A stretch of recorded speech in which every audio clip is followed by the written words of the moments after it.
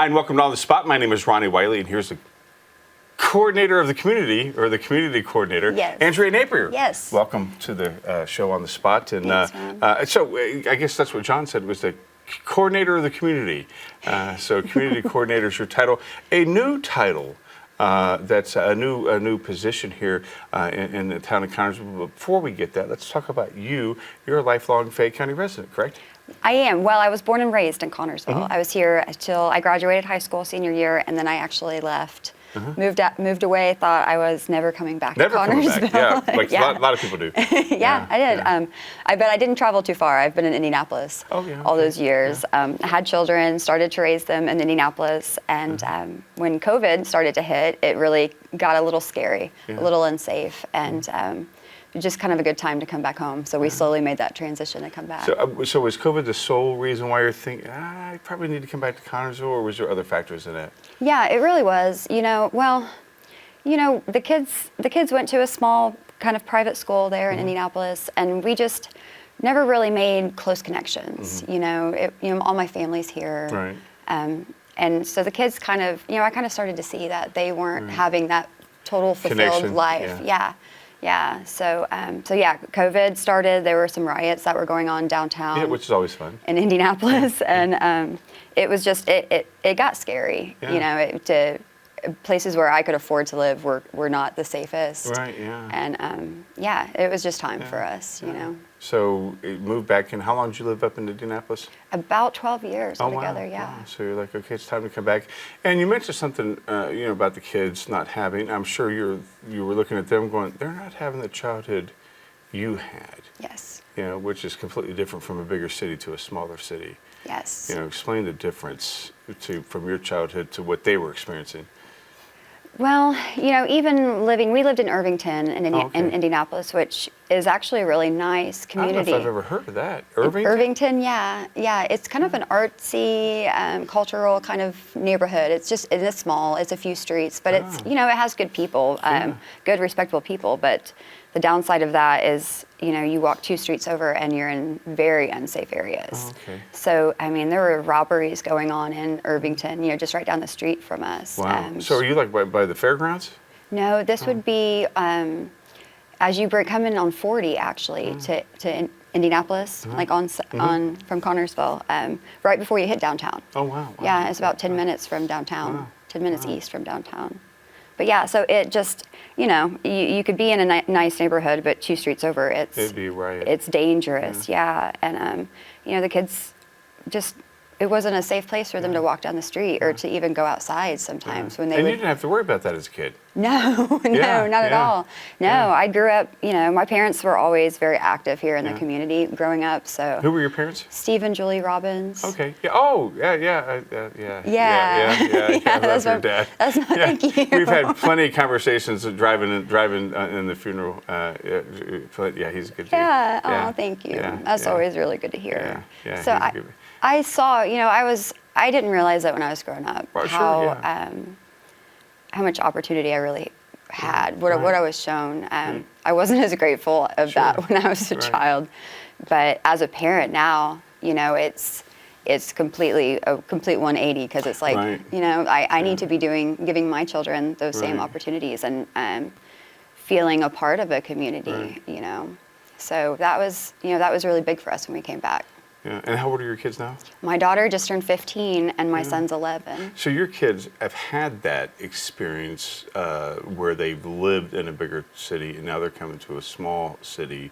And how long have you guys been back now? It's been a little over 2 years now. So a little over 2 years. So your daughter was just starting to be a teenager, which has got to be tough, moving at that age. Your Yes. son's still, 9. So that's a little better adjusting for him. But at least they would have that experience where you didn't. You just knew Connersville and you're like, okay, I'm ready to explore the world. They at least have that when she turns 18.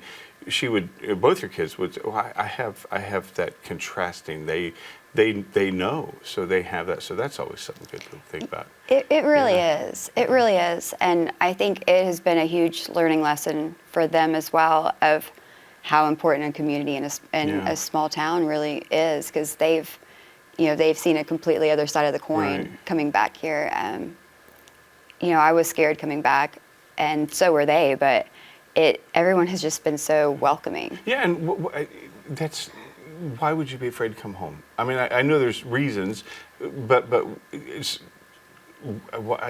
I guess if I went back to Dayton, West Carrollton, I guess it would be, because I was 16 when I moved over here. So this was completely different for me, and I wanted to leave Connersville as soon as I turned 18, but here it is 30-something years later, 36 years later, and I'm not left, you know. Yeah. And it would be kind of weird going back, I guess, over there. Yeah. So I guess, did you feel like it wouldn't be home again? No, I don't. I think maybe it was more I would feel like a failure. Oh, you know, yeah, like you went out to like venture the world and you know, take on the world. Right, And coming back was like, well, you couldn't make it in a big city, so come back, you know. Maybe that, or, you know, that it was troublesome things that brought me home, maybe. I don't know. But sometimes people who stay always think, hey, at least you tried it. Yeah. Most people are like, hey, at least you tried it, you know. That's very Sometimes true. fear keeps us planted when we need to probably go out and explore. Yes. Yeah. Yes, it does. I always tell everybody, you know, people I work with that you never ever regret going after your dreams, but you regret never going after your dreams. Not trying. Not even trying. It's always that regret not trying. And so you take that experience, and what did you do in Indianapolis? Did you work with the community when you were in Indy? Not at all? No, not at all. So you, not even close. No, I actually, when I first moved up there, I actually worked in a fine dining restaurant. Oh, wow. I waitressed, and then moved up to managing. Wow. And then took over the bar and bar managing, and then I traveled as a trainer, as bar trainer and management staff. Oh, so it was like a chain? Yes, it was. Oh, wow. It was actually a chain. It was like a corporate chain, but a group from Cincinnati that they had 5 different restaurant concepts, and they would start the restaurant out in Cincinnati, and if it did good, then they would take it to Indianapolis, and they it was really smart marketing strategy because they'd put all the restaurants right by each other. But so it worked out too. So I was trained to work all 5 different restaurants, and train the staff and things. So I learned a lot about working with people and training individuals and just being how to just treat people friendly and to work with them kindly, and you get the best results out of them as well. And working as a team, because especially in restaurants, it's really teamwork. One person can't do it. So I learned that was a huge value, a personal value that I learned from that experience. But then I started working. Oddly, I just started working on a few jobs, contract-wise, like fixing some repairs and stuff like that. Oh, so you're a fixer-upper. Yeah, I am actually. Not at all. So it just kind of led me to where I started helping out. I had a little group of moms, single moms in Indianapolis that needed help with repairs on things in their house. Like that sounds like a show. Plumbing. This sounds like a show idea here. Really? Get some moms together, and you guys can teach some of us men who don't know that stuff how to do it. But I started helping them do some things, and I actually learned I just love fixing things. I love figuring out what the problem is and what the solution is. Right. How you fix it, and I really do love that stuff. And then it slowly turned into I had a home here, a rental here in Connersville that I kind of had paid out, people to do fixes, and I started doing that myself and saving you money. Yeah, and I just kind of grew with it. Just as time went on, I started actually doing renovations, and then like actually purchasing and flipping homes. Yeah. Wow. So you went from the fine dining to flipping homes. Fine dining where you have to be dressed up and all to get your hands dirty, and that's amazing. Yes, get very dirty. The covered total in opposite. Wow. Yes. Wow. What'd your husband think about all this stuff where you're like starting to fix stuff? Was he like, oh, that's great? He was actually a contractor too. Oh, he was like okay, a master carpenter. So it was. So the Napiers. It was really nice. Yeah. The Napiers contracting, the husband and wife team. That's awesome. I like that. So you get back to Connersville, and I mean, are you looking for a job, or did you already have a job lined up? I mean, how are you feeling? No, actually. So in the middle of all that, I actually went back to school. It's been about 4 years now because it's taken time. I can't go full schedule, but I went back to school, And around that same time, I was just kind of working on the homes when I saw fit, and then fully concentrating on my education, trying to finish college. Because I went to college right when I graduated high school, and I lasted a year. I went ready, yeah. Yeah. And not everybody is. I wasn't. I wasn't ready. Yeah. I thought I wanted to be an accountant. Yeah. And I went down to IU, the Keller School of Business, and after my first year, I was like, I am not made to just sit in an office and, do ledgers and things all day. But that management experience you got with the restaurant is just, that's invaluable. Yeah. There's so much. I never realized it. I never would have known that at the time, but it really is a huge tool and asset now that I have. Yeah. Yeah. Because you got, when you're dealing, because no two customers are the same in the restaurant. There's none are the same. You never know who you're going to get. You got to, you got to be on all the time, no matter who you're dealing with. And it's amazing. So, you got to be able to handle high amounts of stress. And stay calm too. Yes. Yeah. Exactly. So you're going to college. Are you still continuing your education? I am. Yeah. Wow. Yeah. So I attend Purdue University, and I'm going for environmental engineering degree. Oh, wow. Yeah. You're I'm everywhere. Yeah, that's okay. That's Jack of all trades. Yeah, that's awesome. Master you're of none. You're a master of a lot of them, apparently. That's awesome. So you start working on your rentals, and you're going to school. Yes. And you thought, you know what, my plate's not full. You hear about this job. And yeah. So when I first moved back to Connersville, I was at school full time, and then I actually just randomly scrolling through Facebook, I found this job. It was Fayette County Soil and Water. They were looking for a position, and it was a part-time job. Didn't pay a lot, but it was environmental. Right, yeah. It was all about conservational practices. Which was with your degree you were going. Exactly. So perfect, yeah. Yes. So I'm a big. You can learn things from a book all day long, but you never really learn. I don't think. Doing it right. Yes. I agree. You got that field experience. Right, so I thought it was just a great opportunity for me to have that field experience, working with a lot of professors and Purdue again, and the extension office and things. So I did that all year last year. I did that for the full year. And also then through that, I started doing some farmers market booths last summer, and just kind of started meeting people, and Brayton Johns, which I will always tell the story, and I will always remember him for it. I had no idea who Brayton was. He just sent me this random email one day that said, hey, would you like to come to our Day of Sharing meetings? We're trying to start this Day of Sharing event in the fall. Would you be interested in coming? And I was honored by that, because I thought a lot of Brayton. I, again, hadn't met him, but I had saw all of the amazing things that he was doing for the community. So for him to personally invite me to that, I just, I took that very respectful. And I attended the meetings, and I immediately dove in. I loved the idea behind it. And we went crazy and did that large landscaping strip in front of the train depot last year. Yeah. And it went so smoothly that he was like, hey, will you help me with Winterfest this Christmas, this festival that we're putting on? We want to do this patio with these fire pits and these chairs. Got this idea, and I'm like, yes, 100%, I'll do it, And so we worked together through Winterfest, and it was a huge success. And I, working through those two things, I met Mayor Chad Frang, because I had to get his permission to do the landscaping project. And I was very impressed by him as well. He was just he saw what we wanted to do at that landscaping strip, and he was like, right off the bat, yes, 100% do it. I think this is great, And to me, I just thought from the mayor's side, it was just very motivating to let community members be a part of those kinds of projects and things. So I established a little bit of a relationship with the mayor through that, and just loved being a part of these community events, seeing good come out of these things. Right. And then that's when the job actually was posted for community coordinator. I think it was beginning of December where they put it out there, and I just put in my application on a whim. I have no idea what this job is about. I have no idea what it's for, but through these past few years especially, I've been so thankful from the community, just from being so welcoming with myself and my kids, and it's coming back that I just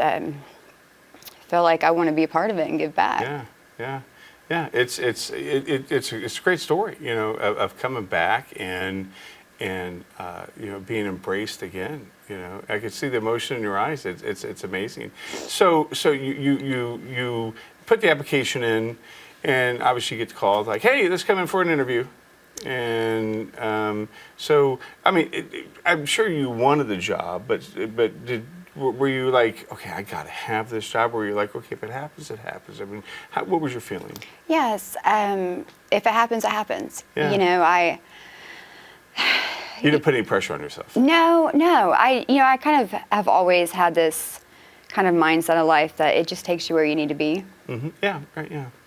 And so that's what I did. I just something telling me that I needed to apply and go for it, and I did. Yeah, it's awesome. What a great story. Don't get choked up. I'm gonna get choked up too. So you go for the interview. Now, was it nervous? Was it nerve-wracking? Were you with a firing squad of people, or was it just you and Chad? I was very nervous. Very, very nervous. So part of this HELP grant, which is technically, the reason behind the creation of this job position, it is Mayor Frank, and then also there's a core team, which is 5 individuals, and some very respectable, individuals. So the interview was all 6 of them. Oh, I guess, wow! One time. Yes. Yeah. Yes. And I don't know if you've ever been in the mayor's conference room, but it's this huge table. Mm-hmm. The room can fit at least 20, 25 people, but it's this massive table. Mm-hmm. Are you like far away from Yeah, and I was sitting at one end, and they were all at the other. Let me turn my hearing aid up real quick. Yeah. Wow. Yeah. Wow. So that's not intimidating. So first interview, how'd you feel when you walked out? Were you like, oh gosh, I wish I'd answered this better? Because we're always critiquing ourselves. Yeah. Were you like, yes. I could have done this better? I mean, I felt really good about it. Good. I really did. I felt like they touched base on a lot of areas that I was passionate about. Yeah. I also am driven where I'm not going to intentionally put myself in a situation that I don't believe in. Yeah. In a direction that I don't personally feel like is a good positive message or positive direction. And I felt great after that interview, actually, just because I was really excited about the position after that. It was, good people. It was there was potential to do some great things in this position with the community, and I felt I wanted that position after I left, for sure. I'm sure there was another interview after that. Was there? There was one more, yes. You get that one through. You get the phone call. Hey, you get the job, or how'd that happen? Or was there an email, or it was Mayor Frank. No, he personally called me and said. Well, I'd had the second interview, and by that time, I got to be close to getting the position, right? Yeah, right. Yeah. I'm at least one of the main options. And Mayor Frank called. It was maybe about an hour after that second interview. Oh, wow, that fast. And said, hey, will you come in, I think, tomorrow and talk? And at that point, it's... Yeah, you're like... You kind of know, right? Yeah, I hope so. Hope it's... Yeah. You kind of know, but you don't, Right, yeah. But I thought maybe I had a chance with it, and I came in the next day and sat in his office, and he offered me the job. And that's awesome. And that's awesome. When he said, "Do you have any question?" I said, "No, no." Yeah, right. I probably should ask some questions, but I don't. Yeah. We usually get those questions after we're far away and can't make a phone call, and then we forget them later on. Yeah. I should ask about pay and how this all works and things like that, but I don't even care. I want the position. I'm going to do it. So you got the position, and you started January 1st, correct? Correct. So now we're here. This airs in June, so now we're coming up on the 6-month mark of this position. Has it been everything you've wanted it to be? It has. It's, it's a little, I don't want to say straining, but it's a little hard right now because, I have this title as community coordinator. And people are wondering, what is that? Yes, 100%, and it's because I was hired because of this HELP grant. Yeah. So the city receiving this HELP grant, the number one requirement was to hire a community coordinator. Right. And then the community coordinator, myself, has to follow this guideline and timeline and all this scheduling for most of this year to fulfill the requirements of this grant. So I'm not really able to step into the true community coordinator position right now, and I haven't been able to. And I think that's been, to me, it's frustrating because I want to be really involved in all of these things. But I also know that my number one focus is to guide the grant. Yeah, it has to be the grant right now, or the city won't receive it. Yeah, You know, so. Yeah. So you're the, I guess, what is it, purveyor or whatever. You're the overseer of the grant to make sure that it's being taken care of. And now, what's the future after that?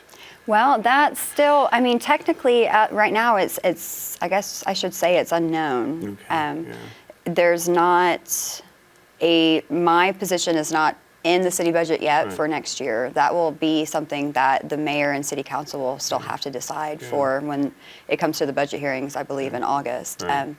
If there is a way to fully put on a community coordinator on the payroll, and then what those true duties would be, responsibilities in that position. So that, once this grant is over, that entire position, needs to still be kind of formed and put together. And so basically you're fulfilling the grant and also forming that position at the same time is what you're doing too. Yeah, it's been a good learning experience, I think, especially for Mayor Frank and the council members, because they're seeing where can an extra employee, an extra coordinator kind of come in, and what roles can she help fill, or he or she help fill on the city side. Because, if you look at some of the other cities or towns or communities around us, ones that have been thriving a lot in the past 10 years plus, is because they've had an extra staffed position for the city side.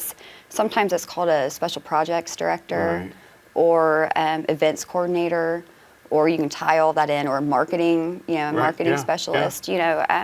As we sit right now, we don't have any of those three positions specifically, and so especially your position would kind of encompass all of that. Maybe so. Yeah. It might, hopefully, because I think especially the special projects director is really what has helped in other areas. Has really helped the mayor and council and things really push through on some of those large scale projects that has helped them, kind of turn into a thriving community instead of a declining community. So I can see 100% just from being in this job how much of a need the city has of that position. If it's me or not, that's fine. Which you hope. I hope. I really do. I do. But, just the city needs it in general. So you'd be like an extension of many different factors or many different arms of the government, like EDG, because you'd be, like you said, a marketing events planner, maybe the parks, for helping fundraise for the parks. Help raise funds, events there, really like bringing together. We have all of these active not-for-profit groups and organizations with these amazing missions. But if you're able to bring them together, instead of everyone kind of out doing their own thing, if you can bring these groups together, you can pull off lot larger scale successful projects or events or things for awareness for each group, but also just for the city, getting everybody to work together. Yeah, that's true. Yeah. That's true. Pull the resources together. And that's something that a community coordinator would definitely be a part of. Yeah, hopefully. Yeah. But then you probably need a staff, because I'm sure you would you could probably do it all, which would probably be a long-term goal that you might want to have in the future. So this is, again, something that's a grant right now, but something that could really benefit the community. And obviously, if we're seeing other communities thrive with this, would be something that would be very important for Connersville. I hope so. Yeah, I hope so too. And I think that, I can't speak for the mayor, but I think that community coordinator position was the key selling point for this grant, because it's giving him the opportunity to have specialized help, in those areas, and to kind of to show an impact and the need to the city if there was an added position to the budget. And so with that position, again, you talked about the marketing, you talked about the special events planning. Are you guys starting to do any planning in that area now, or are you still kind of ironing out the grant part of it? Well, this grant it's very different than any other grant I've ever seen or worked with, and it has, I've had to do this entire process these past 4 or 5 months where I've had to bring in actual members of the community and create these, they're called pathway teams, or like specialty teams that focused on 4 different areas: community wellness, supporting local economies, e-connectivity, and then also quality of place. So it's been an amazing learning experience for me, especially as a new staff employee and someone that hasn't been here, for 10, 12 years to really get the community's input and insight of kind of where we're standing, where we need to go, what the community would like to see Connorsville kind of turn into, what kind of amenities or projects they'd like to see just for having a better quality of life, just better things to do. And it's created these long lists of each 4 categories that for me is perfect because I can use this as like data to what I need to be working on starting next year. I'm already having these lists of, once this grant's over, then, I can have a complete direction. Yeah, so it's more than just, okay, we're concentrating. You've got to definitely be a forward thinker with this position. Yes. Yeah. Yes. Now, how much, you mentioned something about when you talked about the mayor getting some community involvement with, Braden and yourself, or Brayton. With your position, do you need community involvement? How much community involvement do you need to get some of your projects done? Well, for the grant projects specifically, at this point I don't, but I have such a huge heart, and obviously, I care so much about the community. We need volunteers. I know. Again, when I grew up in the days of, my parents. In my mind, they were dragging me to all these volunteering events, and I hated it because, I wanted to go play or whatnot. And your dad was up at State House too. Yes. But I saw, I saw when, people really got together and they gave their time. They gave, once a week or twice a week, their evenings working on things together. Because you can just do so much more when you have a large group of people, right? And what I've seen is that we've kind of lost that as a city. We don't have those, we don't have people really involved in things as much anymore. And so it's really trying to create some connections with individuals and getting the community a little bit more motivated to come out and help, pitch in, grab a shovel and, help dig, plant a tree, or, help paint things, or just help us all grow, help each other out. So that's the community need at this point, just for, random volunteer things that I'm allowed to do. But I think starting next year, that will be a huge goal of mine. We'll be working on some large projects, building things, actually building things together and creating some visible impacts, positive impacts in the community, like cleaning things up and repairs and things like that, and getting the community involved to help. Got just a few more minutes, actually less than a few minutes to go. This goes by quick. Oh, I didn't even realize there was a timer. Everybody was over. This is too quick. Any final thoughts with your position? Again, I think this is a wonderful position. I think you're the perfect person for this position, especially if it leads into the next year, which I hope it does, and I believe it will. Because I just feel your heart with it. I really do. Getting all emotional over there. It's awesome. And we can tell your love for this place and this community, and you're back here for a reason. Any final thoughts as we close the show? Just anyone out there that wants to get involved, help out in any way, please contact me. My email's on the city website, and I would love to talk to you, get you involved. If you have a passion project that you would like to do that, it's been on your mind for a long time, contact me, and I will help you make it happen, because that's what I love to do. That's what she loves to do, and we love to see you next month on the spot. See ya. See ya.